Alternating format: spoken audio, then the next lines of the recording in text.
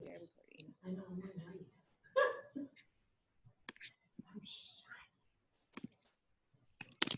right. Okay. Here we go. Okay. There's another person coming in. Okay. So, hi, Melissa. Hi, Melissa. Again, I want to welcome everybody to WIFT Monday. Woo woo! This is our third one. Today we have Christie and Maria Carrera from sureCAN, and they're going to talk to us about their company, sureCAN Productions, and just everything production. At the end, we'll have some Q&A time, and we're just going to have fun. So you guys are popular because people keep coming in. It's pretty awesome. If you have questions, please add them to the chat. Otherwise, we'll do it at the end. Okay. So, Maria and Christie, will you please introduce yourself to everybody? I know you must know most people, but, you know, maybe you don't. Oh, I'm Christie Carrera. This is Maria Carrera. We're from sureCAN Productions, a small production company that we started in 2014, and it's us and 2 other people total. Against the world. Yep.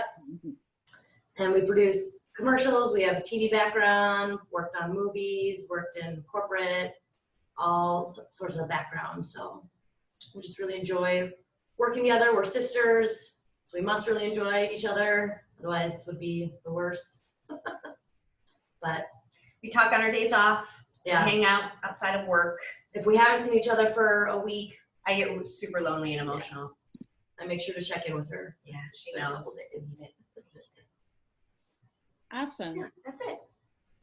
Cool. So, as you said, you worked in production before you started sureCAN, right? Yeah. So, what made you decide to start a production company? I know. Okay. We started our own production company because then we got to drink wine at meetings like this. Yay! No. Okay, so I came from the commercial world first as a PA, and then I moved into the TV world as a coordinator, and then moved up there, stayed in that world for a long time, and then kind of teeter-tottered back and forth between corporate and television. And the thing I always love the most is that, you know, your crews and your people, they become your family, right? You talk to them more than anyone else. You know, the world outside of your crew doesn't really exist, or there's not much to talk with those people about, but you always have things to talk with your crew about. And I had a series of companies for which I worked as I was coming up and spending more and more time in the career and in the production life, where they seem to start off very wonderful and small and great. And then eventually the line items became more important than the people, and we just kind of saw that pattern a lot. And the last time that the company I was working at, the last time that happened, I was kind of heartbroken in that moment. And so I just couldn't really picture myself working as hard as I work for another company.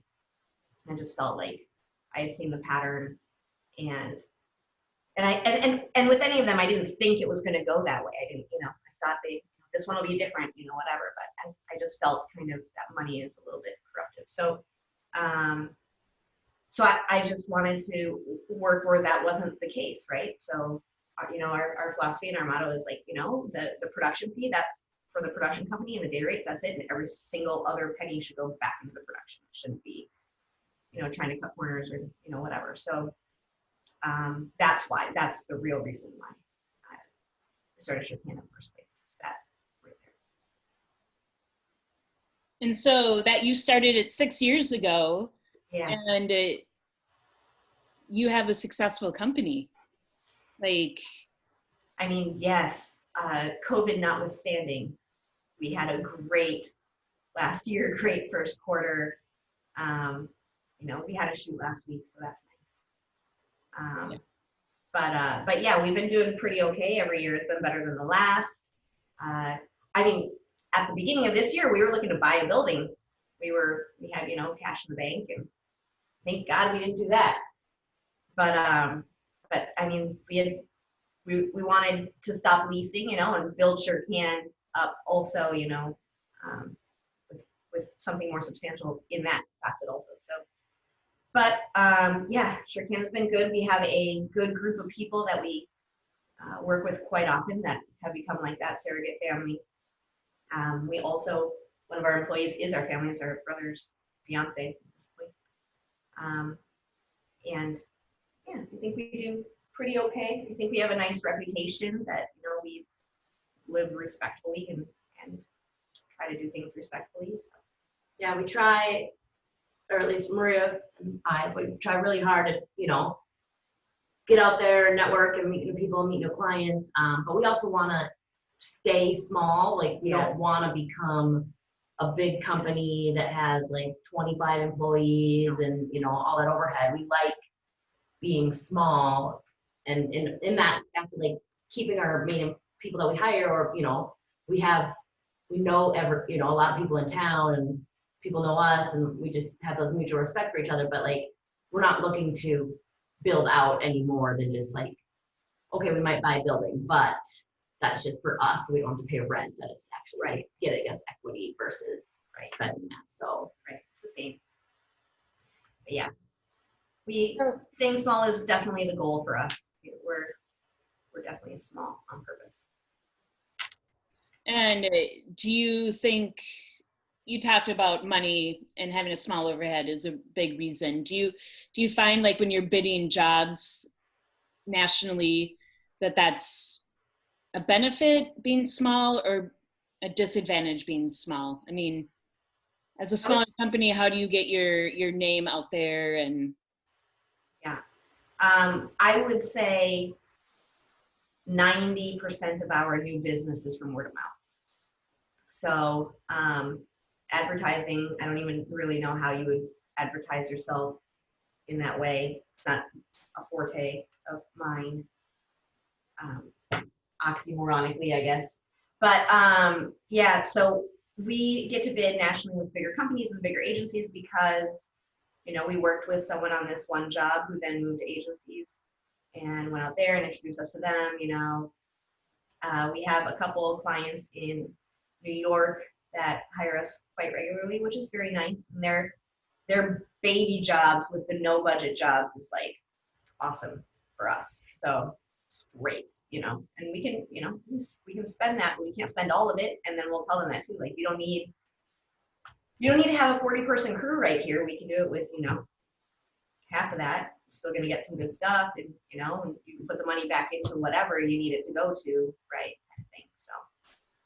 I would say it's a disadvantage for people who are meeting us for the first time, I would say, or like if our name got brought up at a table where, you know, no one really knows us, they'd be like, well, who are they? Oh, they're just, you know, a couple of producers, right? I would assume is how the table discussion goes, but we're not there for that, so I don't really care.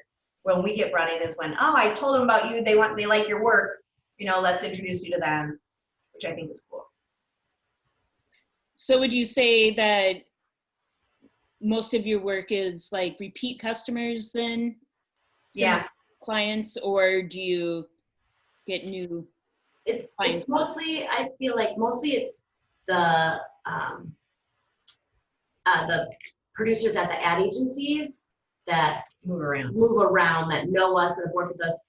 I worked at Periscope, and now I'm at, you know, Yamamoto. So I remember working with you then. I'm going to bring you here, and we're going to, you know, right. And then people who did work at Periscope still know us from that one job, so we'll still have that in there. And that's just kind of how it grows us a little, you know, organically. But kind of the networking or the meetings that we've made with random people at random agencies or things like that, they're like, oh, okay. I mean, I meet with people all the time. What, you know, if I don't know you or I don't know someone that knows you or things like that, you don't stand out, or you show your work and you think you know, but Yeah. people hire who they know, I think. And so I think we tried for a while to do that networking with people you don't know and do the meetings, you know, and that kind of stuff, and the pitch meetings and things. And God, I always left feeling just stupid or less than, or, you know, like people are looking at their phones and, you know, it's whatever. And I think what's really made it for us is like, we kind of switched gears from that. I just didn't like the way I felt all the time. And so we switched gears from that and instead started like really investing in our clients and friends that we've already worked with. And for us, it's way more enjoyable. First off, it's like way more fun. We got to super fun, well, pre-COVID, we got super fun dinners and plays and shows, you know. And like, more of the one-on-one networking. Yeah, it's much better for us. It's better in how we work, and it's better in how we're perceived, I think, also, you know. And it feels better. And then these relationships become real relationships instead of just like, oh, this is someone that I knew that one time, you know, that I can't really remember their name. That's awesome. When, you know, I've known you both for a long time, and one of the, in preparing for this conversation, I just read more about your company, and you do like commercial work, but you also do nonprofits and PSAs and different things like that. And what made you decide to do that? To, like, you know, you're going for the profit making, the money making jobs, obviously, but then you're also doing PSAs. I know you also do passion projects and things like that. Like, talk a little bit about that, if you would. So we try really hard not to say no to a nonprofit. We research it first to make sure it's not just, you know, whatever. But we try really hard not to say no. And a lot of times they want a lot for almost nothing, which is fine, you know, as long as we're not losing money on it, that's okay. We just like the mission, and we like doing that. We think it fulfills us in a different way, right? And it's not typically your most like glamorous work, you know. It's kind of the interview style with pretty B-roll, you know, stuff that you can, you know, get your E&G crew and throw them on it, you know, make a nice edit, put some nice music on it, and then for them it works wonders. It's now their brand story, and now they can use this for fundraising and for more, you know. And it's good we hear some, like, the statistics sometimes, like this video that you guys made us, you know, we got so many hits off of it, we had this many donations because of it, and things like that, which is kind of, you know, it not only are you telling a great story most of the time, and you know, you have the feels, and you learn about these different people and these different, you know, what their nonprofits and how they're putting their money towards that, but like then to see that, you know, this video that we're not making money on, that's not the point of it, but has helped them also raise money or help more people or do those things. It's like, it's kind of the give back a little bit, like you feel good about it, but we're not doing it just to like, oh, I'll make myself feel better. It's just to help people out, where other jobs, you're like, well, we got to make money, we've got to survive, but this is a nice way to try to help out in some capacity. The Hormel talking cans, nice big budget, you know, that made some money, right? But like the nonprofit stuff, you don't need to make a day rate on that. You're just, what are you doing anyway? You know, it doesn't take that much time to really, I mean, it does, right? But right. And it makes a bigger impact. Yeah, we like them. So it just feels good to balance them. Yep. And then the passion projects we do really to further along our people, right? That our like core group of people that give us so much of their time and so much of their energy on our projects. And, you know, we ask the world of them. We ask a lot of them. We work them hard. And if they have a passion project that they want to make, we try to say yes also. And with those, we do put sureCAN funds behind those. So it's not about just not losing money. Right. But we can't do too many of those. We found we can only do 1 or 2 a year, because we do ask favors. And also we ask favors of our vendors, of Cinemechanics and of Tasty. And then it all works out in the wash, right? Because, you know, we're pretty much 100% loyal to both of them. And yeah, you so, work on this passion project, yeah. give us a deal, we'll make sure to pay you back by hiring you on the next job, right. or making sure, you know, the next order that we have, we're paying full price, or, you know, things like there's a balance in that as well. But that's with all crew too. Like if you work on a passion project, try to make sure that we pay that back, get you on a paid something after that too. We never want to take advantage of anyone. Yeah. I'm sorry, Christie, I interrupted you. What did you say? That's okay. I was just saying, we never want anyone to feel taken advantage of. So like, we never want to say, oh, you worked on this job, cool, thanks, and then now we're going to go hire these other people. Like, you worked for us, maybe for free, maybe for lesser rate. Like, I have a full day rate. Yeah. Are you available? You know, let's hire. You know, and if you're not available, then I'll try you the next time. If it just doesn't work out, then I mean, I tried, but I never want anyone. We never want anyone to feel like, oh, well, they just used me, and you know. Except for Ben, Robert. Yeah. So it is all about relationships, and you guys, you definitely have the people that you work with. Like that's so awesome. I mean, would you say it's definitely a benefit to have your people, the ones that you know what it is like to, you know, when you show up, everybody knows what they're doing. You have a kind of a routine and know how to work with one another. It's good and bad.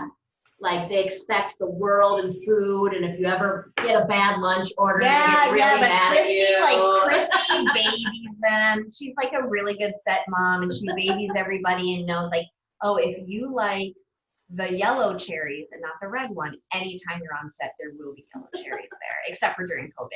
So just everything I say, just say except for COVID, and then I'll just stop saying that over and over. Got it. But Christie really like finds out what people like. If you like, oh, peanut butter packets, she will always have peanut butter packets for you. The most random thing. Why? You're a grown man. Why do you need to eat a peanut butter packet? But Christie will definitely take care of you. And so yes, if maybe Christie isn't there, and maybe I'm just there, and maybe I don't do things as miraculously as she does, then yes, they do get upset because, you know, we've taught them to be that way. That's why you have to say no to your kids sometimes. I've spoiled them a little bit. But other than that, no, it's really good. They know kind of what to expect on our sets. They know the communication level that we give, like, and we expect also, like we expect a lot, but we operate on a function that's like, if it's going to take me an extra half hour, I'm going to do it. I'm not going to ask you to do it. But I also expect that in return, right? Where you're not asking me to do the stupid things because I'm not asking you to do those either. but it's fun when you have like someone that you haven't worked with before, and they get our emails of like just overload of all the information about the show. Not an overload. Like, it's a amount of information that's very easily read both on your phone and on your computer. But they're like, oh, what's happening? Is this? I'm like, you saw the email, it has everything. It's like, yeah, but like that's so much information. I'm like, I know, but read it. Like, it's all there. Like, if you can't read, that's going to be a problem. So it's just, I mean, it's good and bad. It's more good than bad, but we love it. Yeah, we love it. That's good. No, it's nice to have a team of people that you trust and believe in. Before COVID, we had a weekly movie night going with our core group that we were trying. Our buddy down there in the corner was in it too, but you know, the Rona shut that down. But that was like another part, like just, okay, if we're all going to work together all the time, we're all going to be this close with one another, we should know what movies each other really love, so that when we reference them on set and stuff, everyone knows what we're talking about, right? And so everyone got to host their different weeks, and everyone got to put, you know, a movie that really affected them or like they found really important. And that was super awesome. I like doing that. I would like to get back to doing that next I'm week. really looking forward for that to come back. I want that. I know. He and I, we were just talking about it, about, hey, I have an outdoor, I purchased an outdoor, like, you know, screen thing, and now it can't start until sunset, so it can't start until 9, but I'd be willing to host every week right now. We can all sit on my lawn, you know. I can't wait. Yeah, see, exactly. yeah, more everyone's Show up. invited. I mean, it's outside Social now. distance. It's not like my house is too small. It doesn't apply. So let's talk about COVID, because we know that you run a successful company pre-COVID, and now COVID has changed a lot of things. I mean, people are coming back now, things are different, but you guys were one of the first companies that I saw locally that did a remote commercial here. And I'm just really interested in how that came about and how you did that. I mean, the director directed remotely as well. Is that right? Can you talk about this?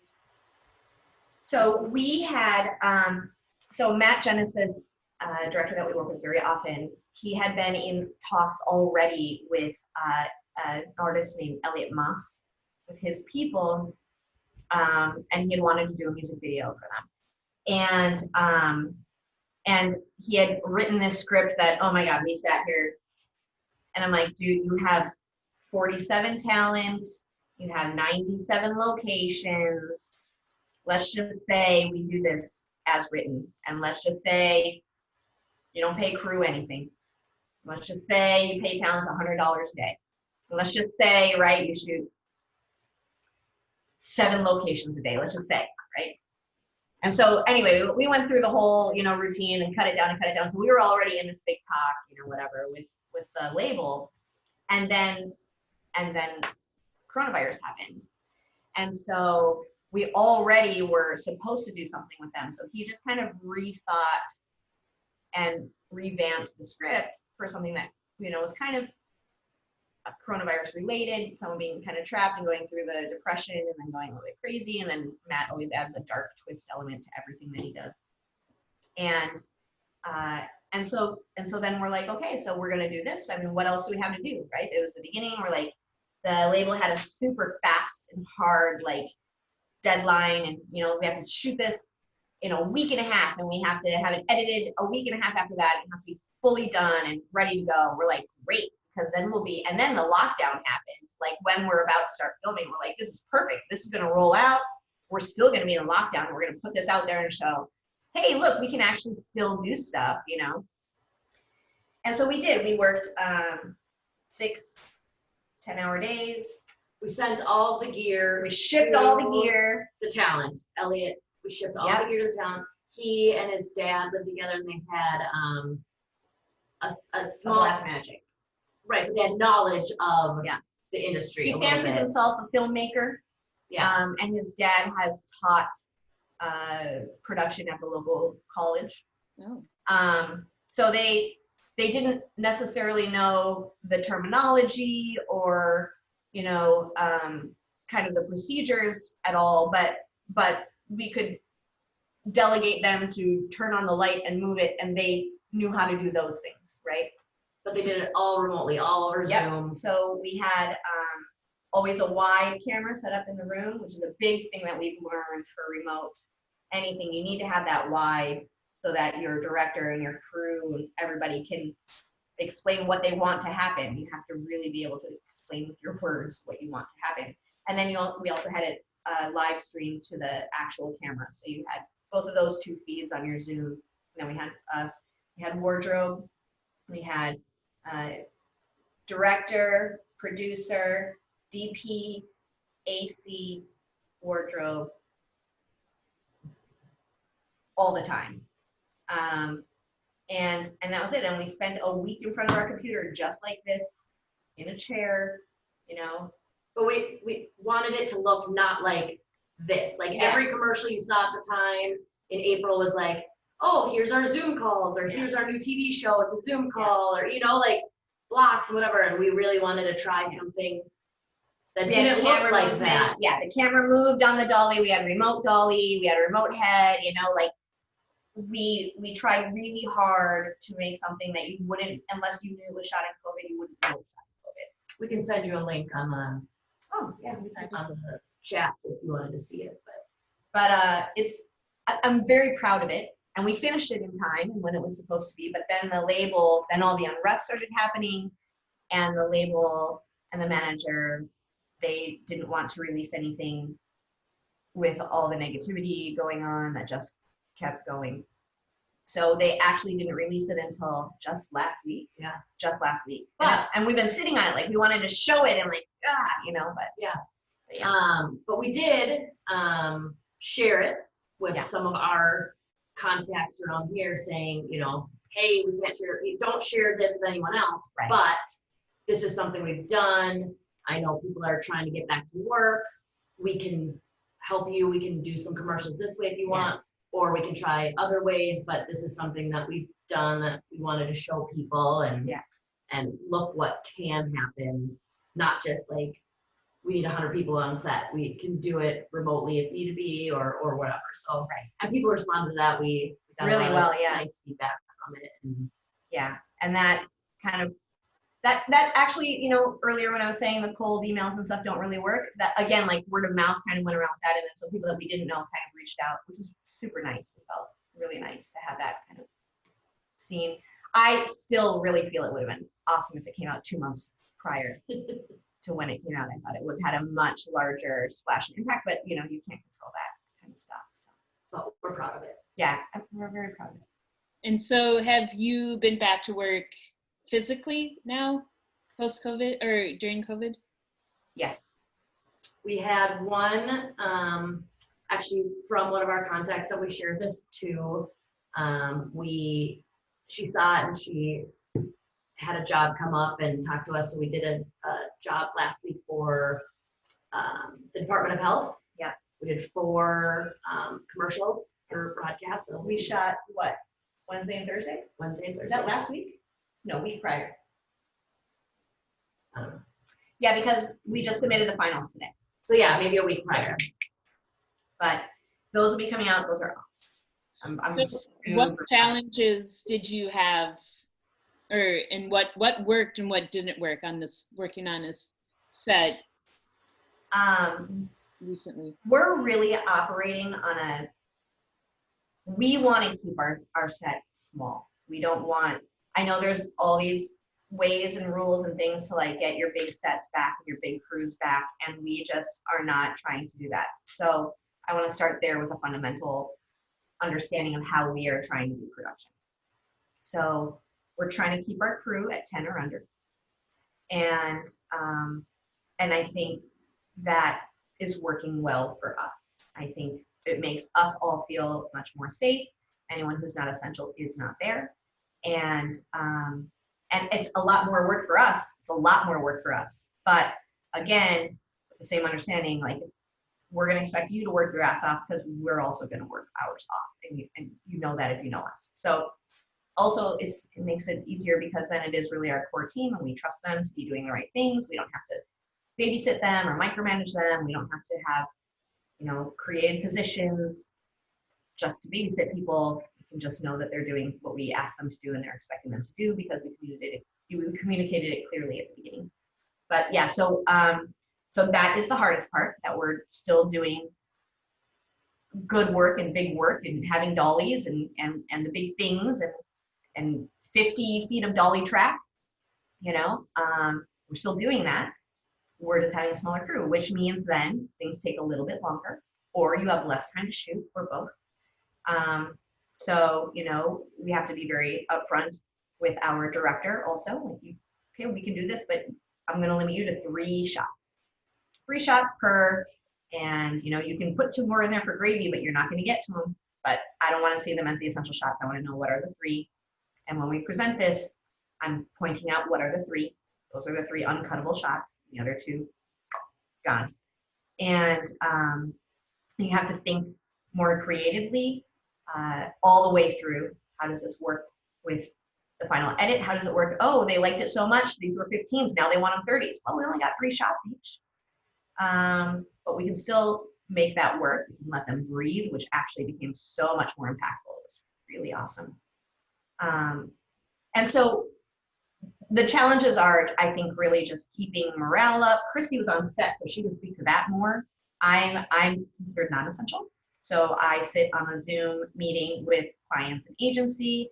There's 10 of us sitting here like this, and I'm making my little subgroups and like, okay, when we're not shooting right now, I don't want clients watching what's happening on set. So I push them away to a different little subgroup, and I take the agency producer from time to time and let her pop in and be like, all right, we'll be up in like 5 minutes. And I'm texting with Christy on the side, you know, and That was probably challenging, like not having, I mean, it's good to not have client and agency on site, but when they have feedback, like I'm just had my phone in my hand the whole time, like getting texts, responding, okay, telling the director, we need to do it this way, or we need to try when it's already kind of smaller, and just little things like that. Like, you know, on all sets in the past too, like agency and clients have feedback and details and you have to work with it, but there was a lag a little bit when, you know, or when technology's not working and I don't have a signal and they can't see it, so I'm screenshotting and, you know, FaceTiming just so they can see whatever Maria can project it and share her screen. And so those technological things were a little bit more difficult, but on set, everyone seemed happy.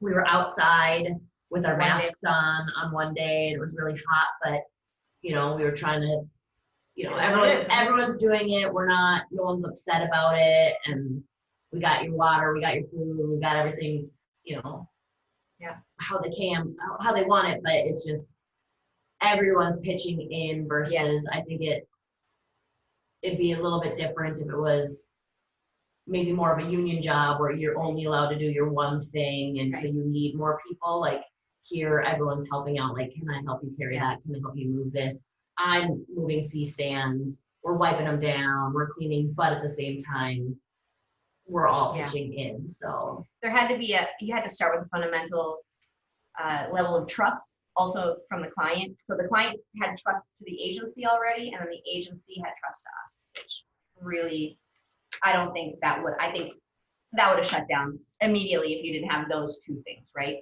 And then also you had to have trust on set from the crew to the producer. You had to have that level of trust too, that, you know, yeah, everyone's asking a lot of everyone, but we're here first, we're here last, we're doing all the same stuff as you, you know what I mean? We're helping out wherever you want us. If you don't want us to, verbalize that, you know, we'll also have that discussion as well. So. Right on. So people, like, what advice would you give to somebody that's like trying to decide if they're going to start their own company or not?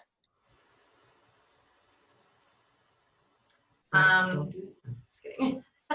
Did you say don't do it? I said don't do it, but no, I'm just kidding. I would say you start your own company when you can't imagine working for anyone else. You're going to put in more hours than you ever thought. You can't even keep track of like hours versus rate. You just have to, you know, I just think if you can picture working for someone else, that's easier. But if you can't, start your company and good luck, you know. But it's hard work, but it's so rewarding and so fulfilling. And you get to make the decisions, you get to run it the way that you think is the right way to do it. You don't have to check with people. I mean, I check with her all the time, right? But it's different. We talk and, you know, we figure things out together. We don't always agree on stuff, and you find your compromise and you meet in the middle, but it's not, you get to do what you think is important, you know, rather than. And how you, like the way you want it, or if you've ever been on set, or if you've ever done anything and you're like, man, that's not the way I would do it. Like if you've done that more often than not, then maybe, you know, it's time, if you can, take the leap and do it the way that you think, the right way, or the way that you think it should be done. And it's a lot of hard work, and you don't get to see your family as often at the beginning, and you don't get to, you know, at the beginning or ever for you. But I tell her all the time to take more time for her family, but I went home for 4 months. I know, now she's sick of them, but in general, you know, like you're gonna spend more time, you're gonna, you know, have to really put in a lot of work, but if it makes you happy and it makes you happier, then it's the right decision. And even when there are ups and downs, and like sometimes there's downs, and you're like, oh man, did I make the decision? Like you did, or have someone that you know that you can talk to too, that can help you say, of course you did. Like, well, not of course you did, but of course you did. Not just of course for sake of saying of course. But I'm saying, like, you know, it's you don't want to surround yourself with people who blow smoke. I'm not. I tell you when you're wrong too. This is a conversation. Sorry. Sisters, just work with your siblings, maybe. I don't know. Yes, because they're the ones you can call at 3 in the morning and not feel bad about it. Yo, oh my God, I just woke up with an anxiety attack. Did you send that one thing? No? Okay, cool, I'm gonna do it. And there's no like anger, there's no nothing. It's But just the answer like, would never be no. It of would be course like, not. yes, It's I always, did. duh. And I CC you on it, read your email. Okay, well, I want to open it up to any questions that people might have, and we can even just have a conversation about certain things. We're about 20 minutes before we're done with this conversation. So if you have a question, please unmute yourself and ask away. I have a quick question. I'm just curious as to what production project you did that was the most creatively challenging, and did you enjoy that? And I would just love to know that that story. You start. Most creatively challenging? Creatively. Merger. Or heathen merger, I think. I was gonna say Pepsid. Oh, Pepsi, yeah. So a forgot about that. few years Yeah. ago, we did a job for Pepsid, and maybe it wasn't most creatively challenging because we're not. Yeah, we're creatives. logistical people. We're thinking logistic. That's why. So we're not the creatives, and so when creative people bring things to us, that's fine, but we have to think of it in how to do it, right? In a logistical sense. So our most difficult one, I would say, is we did a 100-course meal in New Orleans.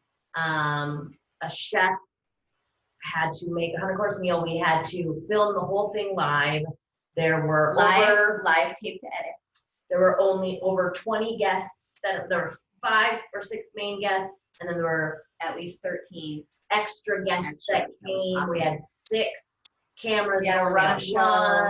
It was. We had a tech director and an actual director. We had a hot kitchen. The restaurant was this big, and we had to find a place to have like video village and kitchen. And then they threw in still photography. So after every plate that was plated, we also had to find a place.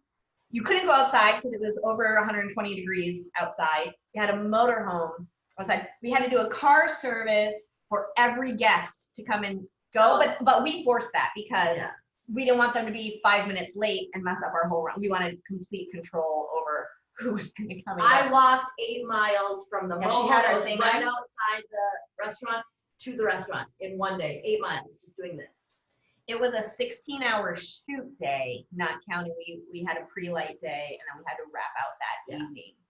And it was grueling, but amazing. So fun. And it was amazing, and just so many elements all brought together in such a crazy way, and it really felt kind of like we were back in TV for a minute with a lot of things. And it also was like super commercial because of the quality and the things that you needed to have. It was just a really cool, it was a super bonding experience.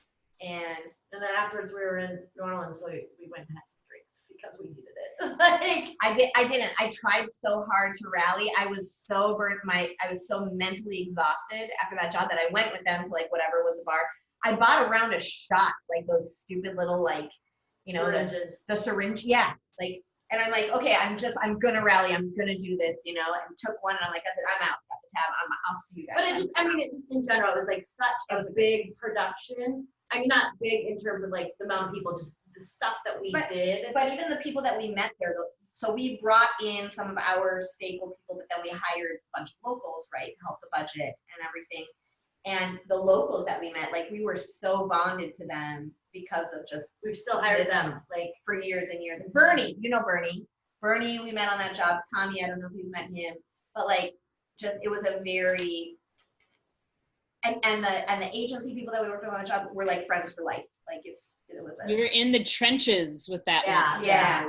And and everyone was in it together, and it was like just a really cool sense of camaraderie and everyone was being together. It was a great experience, and the food was great, but the chef did not believe in vegetables. He hates vegetables, so he doesn't put vegetables in any. So he had like 100 courses with no vegetable. It was all meat. It was, I've never. I mean, it was really good, but it was good. But how much can you eat? I mean, how much? This restaurant You can take one bite. You should go. It's very good. It's very good. It's really fantastic, and he's a great guy.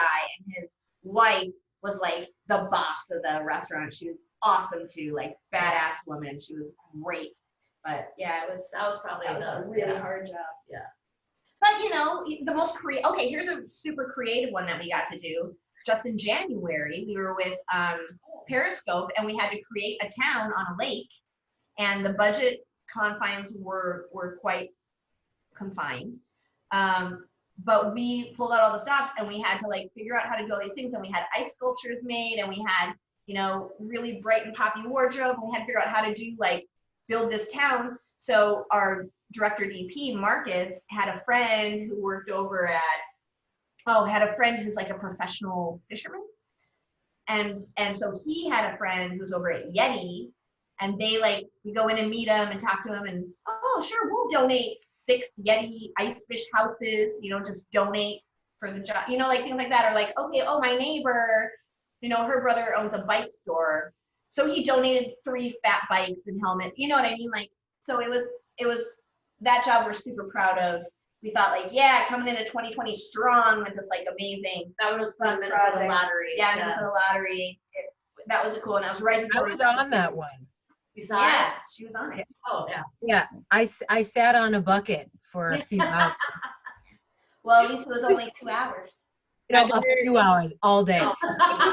So impressive though. Walking into that set was so impressive. There was like a little bar. There was, I mean, it was amazing. Yeah. Thank you. Yeah, that was a fun one. And so that's like recent memory stuff. I have to go back into the trenches throughout the other ones. Are there any other questions that we want to ask live? Kelly? Yeah, I'm Kelly Pratt. I don't know you guys, but I'm kind of a blast from the past. And I'm really impressed with your partnership. Hi, Mary, how are you? I was the other half of a partnership with the Minnesota Film Board back from 87 to 97. Awesome. My partner was Randy Adamsick, and we had a fabulous partnership, which was, I got very lucky with that. And I think having a great partnership is key when you're trying to run a business. I have a business right now, and it's just me, and I have just now, after 15 years, found a partner. There's a couple things in entrepreneurship. One of them is that, you know, if you have a visionary and you have, they call it an integrator. So which one of you two do you have somebody who's like the doer and someone who's the, oh my God, I've got this great idea person? Or are you both like that? And maybe because you're sisters, you can both be like that. I like to spend the money, and she likes to hold the money. So I have ideas or things that cost money, and then I have to convince her of them to see if. Or I have to tell her, no. Yeah, see that, don't you think that that's kind of critical when you start a business, to have two people that complement one another like that? One person who can hold because I'm like, okay, I get it going, I'm really great at the entrepreneur thing, and then it just starts making money. I'm like, all right, I'm bored and I'm off over here again. So if the two of you, that's really impressive that you've done. And spending money in good ways. Like, it's never like, oh my God, she's the worst. Everything. And I'm more frugal, or, you know, or just like, I have to think of it like, no, that doesn't make sense. Why would we spend that money? We're fine here. We don't need to spend any money, like whatever. But it works. When we first started working together as sisters, we didn't know if it would work, because we grew up together and sisters fight and whatever, you know, we weren't like super close. Yeah. Close when we started working. And maybe as when we grew up together. Oh, yeah. I don't know if this is a dumb, boring question, but you know, all of us here are in business. We're all freelancers, right? So we all have a business. So what do you find the difference is between us now as freelancers, you know, those of us that are freelancers, 1099, working our gigs, and what you're doing now? Did you have to figure out, like, I'm going to be an S Corp or a C Corp? You know, how did you figure all that stuff out when you were figuring out, I'm going to be a capital B business. Sorry, the sun's coming in and it's like, Okay. I'm on fire over here. I just do what she said. No, okay, so, there's a couple questions there. So the research on what kind of business I wanted to start, that was just research. I Mhm. did that, and I went with an S Corp. I wanted to build something that would have some stock and be able to, maybe if I did it an okay job at it, be able to be passed off to my kids in some way or help benefit, something, that there's something tangible there. There was also some tax reason that I did at the beginning. I don't remember the double taxation, which didn't bother me much. I'm not anti-taxes, and I'm so whatever. And then what was the second part? How to make it work? Well, just what went into the decisions? Oh, the difference between being like a sole, independent. sole proprietor. So I would just say the level of responsibility. I'm sure, Charlotte has employees, and I know like employees like weigh heavily on you. I think that you definitely want to make sure that you have enough work to pay them. And I think that becomes it's another layer on top of it. And then the jobs that you get, like at the beginning, we got mostly just producer for hire work, right? And that's where a lot of it came from. And then all of a sudden, you get a real production job where you're hiring. I mean, producer for hire, you're doing all the things. You're hiring all the crew, you're doing all the stuff, right? But when the jobs would come in, through sureCAN, then you have a little bit more money to spend, and then you can, do things your way, and you don't have to really answer up, and it is more of what I wanted.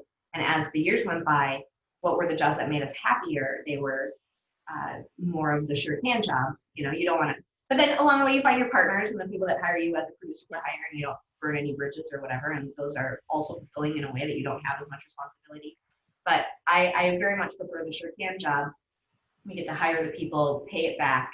You get to really, splurge on them without asking permission if you feel like doing that.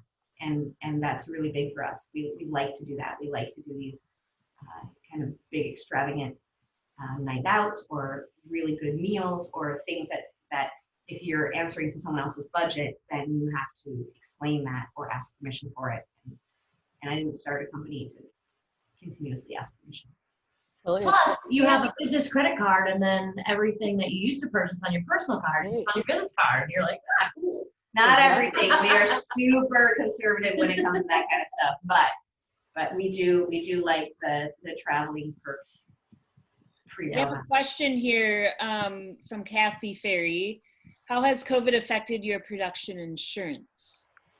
It hasn't. I asked if we would be getting some sort of a refund or anything, and they said no, they'll deal with it when we get audited at the end of the year. I also asked them if we need to up it in any way because of it, and they said no, because insurance doesn't cover pandemics. I asked them if we should be having people sign a waiver or a release before they come on set, and they're like, no, because that won't hold up in court anyway, because they can't prove they got it on your set, or anyone else got it from them on your set, or vice versa. So there's, on the insurance standpoint, there's been no change, despite all of my questions, which I'm sure Luke really enjoys. That's another thing. The production insurance is a lot bigger when you're in production. Right on. So what you kind of answered this with saying, would you start your own company or not? What advice would you give? But like, what advice would you give people that want to get to where you are, sitting in those seats right there? Like, what steps do you recommend people taking in order to get to be a successful business owner, successful producers? I would say work your ass off and swallow your pride, and also hold yourself to a higher standard than anyone else. I think those are the essential qualities. I think that if you think that money would better be spent elsewhere, ask yourself why. And if it was your company, how would you spend that money? I think that if you have a problem, for me, money is the big thing, right? Like just watching that go. The way people treat people is a big thing. As my own production company, I can choose who I do and do not work with. I don't have to be forced to work with anybody. And that's huge for me because respect is a very big thing for me. But I would say you just put your head down and work. You can learn things every single day. Just because something is hard doesn't mean whatever. Just because it's 11 o'clock at night and you're not done working yet, that doesn't mean you go to bed. You promise something to someone, you have a deadline, you do it. Like I think you work really hard, and then you don't work less hard, right? As you when you own a company, right? It doesn't get easier, but you just get to choose who you surround yourself with, so your supportive network becomes better. I would say for us, things that we've stood by are our communication. Like, there's no over communicating. Like, no matter what, communicate, fine. I would say We communicate from the director down to the PA. They all get the same information. Yeah. We don't hold this hierarchy. I would say We don't hold information hostage. we just, the two of us in general, we don't ask anyone to do anything that we wouldn't do ourselves. Ever. Like, yeah, there are the hierarchies, the PAs do these things and other, but like the PAs, I have a PA, I send them on a run, so I'm gonna shovel horse poop. Yep. Like, it's just what Literally. happens. Yeah, like you step up and you show the strength in being a leader. Also means, like, you're not just a leader because you're the boss. Like, you show that you can also do everything and no one's more important than the other person. We've always had the motto, like, don't treat your PAs like crap because they'll be in charge of you one day. So everyone should be treated how you want to be treated. You probably started off as a PA, so do you remember how you were treated? Like, never, why would you ever be that? So it's kind of just those types of things. Like, we want to hold ourselves to the standard that we Expect other people to do, right? Good. That's awesome. We're kind of running out of time here. I feel like we could talk forever, but are there any other questions that haven't been addressed yet, Catherine? Yeah, I was just curious because I feel like I was trying to quell the fears that came at the beginning of the shutdowns about work not happening or significantly reduced, and having lived through the previous, what do you call it, economic downturn or recession, living out in Los Angeles. There was this story that this industry, whether it's commercials, television, movies, we do really well through a recession because ad dollars are spent more because we're fighting over even more limited budgets. People that can't afford to travel anymore can still afford to go to the movies or pay for Netflix or whatever. So I'm always surprised when I hear from production companies that are like, yeah, stuff's really dried up. So I'm wondering, like, are there fewer commercials being made? I get that there's smaller budgets and smaller crew and fewer actors. I make a living as an actress, and I was on hold for there were 9 commercials being shot here last week, and 8 of the 9 just disappeared, and I'm not sure why. But so I'm curious, like, are the ad dollars still being spent, or are they being spent differently? Are they just using the same commercials over and over again? Why isn't production still kind of back to normal, except for the fact, like you say, you need to work with 10 people instead of 40, or send cameras to people's houses, or do these Zoom productions? But I don't understand why there isn't still a bunch of production happening. A lot of clients are getting spooked. We were bidding on this great job. Shar was on hold for it. I think she actually, like, the person that it went to, I think was still using her and whatever, but then the client got spooked and they went with all existing footage. And I think it's just really up to us to show them that, you can do this, but the numbers are going in the wrong direction. The the messages out there are that, you know, you should not be in places with people. And we can do everything that we can to prove to everyone that we're doing things the right way. But, you know, just 2 weeks ago, COVID broke out on the set here in Minneapolis. So, you know, there are less commercials being made. People keep saying, yeah, lots of stock footage. Editors are busy, you know. I know that last week, G&E crew was pretty busy, but it was all like the same week. Everyone wants the same days type of thing. I know Char's been, you know, working, which is good. That means work is happening, but I don't want to speak for her, but, you know, I know it's a lot of like, she does a lot of like, she has big clients that do their in-house production stuff. Right? Mary wants to. Mary, can you unmute yourself? Go for it, Mary. She's muted though. You're muted. Mute. Large Mute. union. Yeah. What? Sorry, you were muted. We couldn't I- hear you. I Oh. unmuted you. Oh, everybody wants to mute me, you know that. Nothing new. I'm in a large union out here down here in Atlanta, and a makeup union. And one of the things that I keep hearing from my business representative is that IATSE is working with like the other union, SAG and DGA and 600 and all that. But apparently SAG is still, most of the unions are ready and have negotiated contracts and or new terms regarding the COVIDs and things like that. But SAG apparently is still on the table. So down here in Atlanta where I am, a lot of things are in pre-production and or construction or we're designing or things like that. They have shooting dates and they keep pushing the shooting dates because they haven't, SAG has not signed off on a contract yet. So And that answers my question, because these were 9 SAG-AFTRA commercials that were supposed to be Yes. shot here this week, and they didn't happen. So Wow. same okay. here. They keep scheduling them and pushing them because SAG has not come to an agreement yet. Good to Wow. know. What my Thank you. understanding. Well, I can speak a little to that. I'm working for SAG Signature, and Oh. we're moving forward with production. There is not an agreement signed yet, but on a case-by-case basis, you just have to, after you cast, before you submit your Station 12, you have to just get permission from SAG in New York to hire that talent. So we've actually shot with quite a few SAG talent over the last month, but the permissions are just a different workflow than what we're used to. So on a bigger production, so on a bigger production, it might be like Mary, the type of production you do in Atlanta, there might be a lot more players involved where we haven't had more than just a few at a time. Interesting. Well, that's good to know. Thank you.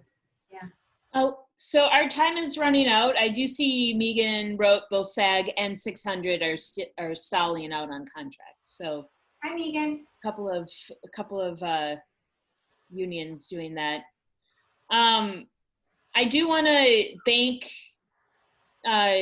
Shrub and Panda, Christy and Maria, for giving your time and your knowledge here today. It's been really, really fun. I love your energy and your commitment to your production company and your crews, and you do have a great reputation and everyone always loves working with you. So thank you. It's nice to have a successful production company, and the fact that you are 2 women running a successful production company here in Minneapolis, it's even cooler. Because we know that there's challenges there that we didn't even talk about, because I just wanted to focus on production. But I want to let you know that we have a new community that MinWift wants to share with everybody. And Kelly, do you want to talk a little bit about that and talk about our next MinWift Monday that we have upcoming?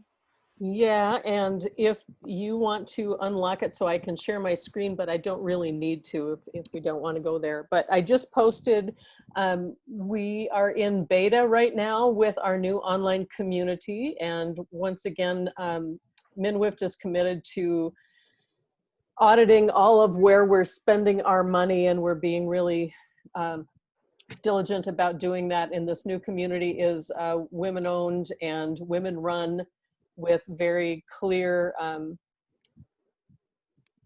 their company policy is all about social enterprise. So that's one of the reasons we chose this platform. We'd like to invite you. We've only invited one other. Last MinWIFT Monday, we invited folks in. And Kat, you're in there now, and you're starting to poke around a little bit.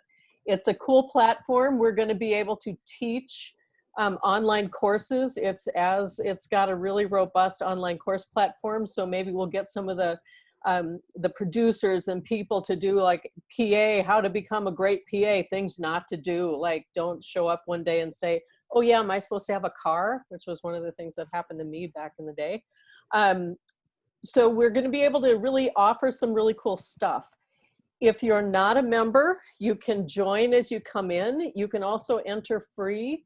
You can enter as and we're just really, it's the very beginning stages. So you guys are sort of our founding members. We're very open to, hey, what if we did this ideas? And there are several of us on the board here on the call. So you've got the link, it's minwift.mn.co is the link right now. Love to have you pop in. We can create a cool producers roundtable, makeup roundtable. Love that you're in Atlanta, Mary, because Jody and I were down there, and when was that, Jody? Last November? I wish I'd known you were there, but we got a tour of what they're doing down there in the Atlanta with the Atlanta WIFT. Yeah, LaRonda is awesome. And so we want to do things like get these kind of conversations going with some folks around the country and find out how we can all work together. It's one of the benefits of, I don't like to say benefits of COVID, but we're all starting to learn how to use this kind of communication tool better. So pop in and let us know what you think, and we'll make it a way for us. It'll be our little online headquarters. So, and then next Monday, I don't know, Winona. Yeah, so it's Monday, August 10th, actually. Oh, it is, and okay. It's Winona Wilms, who is a screenwriter. Oh, I can share. Okay, I'll share while you're talking. Keep talking. A local Minneapolis-based screenwriter who last year had one of the best years of her professional career, where she won the Nickel Writing Award, which is like the highest screenwriting award you can win. Can you all see that? Yep. This is her. And she also won the Austin, which is the second highest screenwriting award you can win. And then she also got the McKnight, all in a period of like a few months. And she has some really exciting things upcoming, not all that is public, but maybe by the 10th she can talk about it. But she's pretty much just, she's riding really, really high and has worked really hard to get where she is. And it'll be a great conversation. So this is one of the things in our new community that you'll be able to go into the events on our community and RSVP. Like, I'm already going. So you can find out, and you can just click right there and you'll have the link for you when you get in there. So that's one of the benefits. Awesome. Well, thank you, Kelly. Thank you, Christy and Maria. Thank you, everybody, for being a part of this. It's so fun to see all your faces, to see our guest here, Mary Flaw, come in all the way from Georgia to be with us. Really appreciate it. Thanks for tuning in on our MinWIFT Monday and being a part of this. I'm hoping to see you all again on the 10th, if not before. So, Thank you. thank you, everybody. Thank you. Bye.